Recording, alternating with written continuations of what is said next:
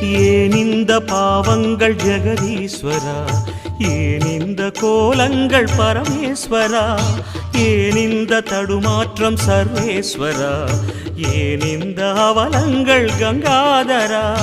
மூன்றாவதாம் உன் கண்ணையே நீர் திறப்பீர் உலகுயவே. ஆதி அறியாமலே வாழ்ந்து வரும் வாழ்விலே ஆசைகளின் ஆட்டமே பாரு.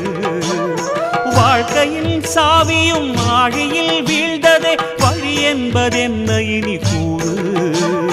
கைலையில் தாண்டவம் ஆடியது போதுமே, பூமியில் நீ வந்து ஆடு.